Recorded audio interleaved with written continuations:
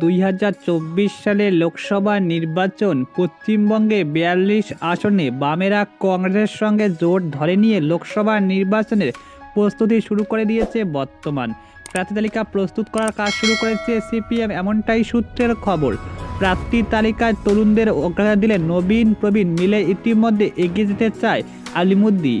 পার্টির সিনিয়র এবং কট্টরপন্থী নেতার কথায় লোকসভা ভোটে আসন সংখ্যা সীমিত, বিধানসভার মতো বেশি সংখ্যক আসন নেই। তাই অভিজ্ঞতাকে মাথায় রেখে প্রবীণদের বড় অংশকে প্রার্থী তালিকায় উচিত। তরুণ প্রজন্ম থেকে অবশ্যই প্রার্থী করা হোক, কিন্তু একতরফা নয়।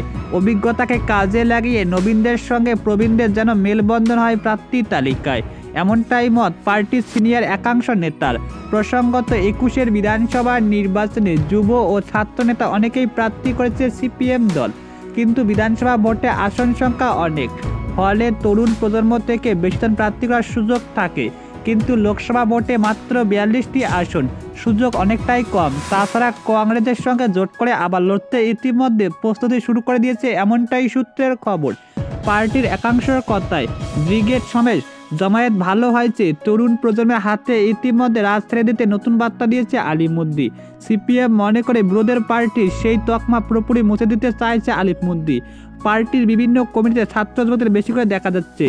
11-7 সকালে মুখে ইতিমধ্যে প্রত্যাখ্যান করতে চায় না পার্টি, তাই সামনে আনা হয়েছে আবাস রায়চৌধুরী, মীনাক্ষী মুখোপাধ্যায়, সৃজন ভট্টাচার্য, পুতিকুর রহমান, দীপশিতা ধরদের। আর এই পুরো টিমের নেতৃত্বে রয়েছে সিপিএম রাজ্যের সম্পাদক মোহাম্মদ সেলিম, কেন্দ্রীয় কমিটির সদস্য সুজন চক্রবর্তী। তাই প্রার্থী তালিকা থেকে বুথ স্তরের লড়াই সর্বক্ষেত্রে ছাত্র যুবকদের সামনে রাখতে চায় সিপিএম নেতা। পার্টির মধ্যে পার্টির একাংশ যেহেতু এটা লোকসভা ভোট, তাই তরুণদের পাশাপাশি নবীন প্রবীণ দুটোকে গুরুত্ব দিয়ে প্রার্থী তালিকা করতে প্রস্তুতি শুরু করে দিয়েছে সিপিএম দল।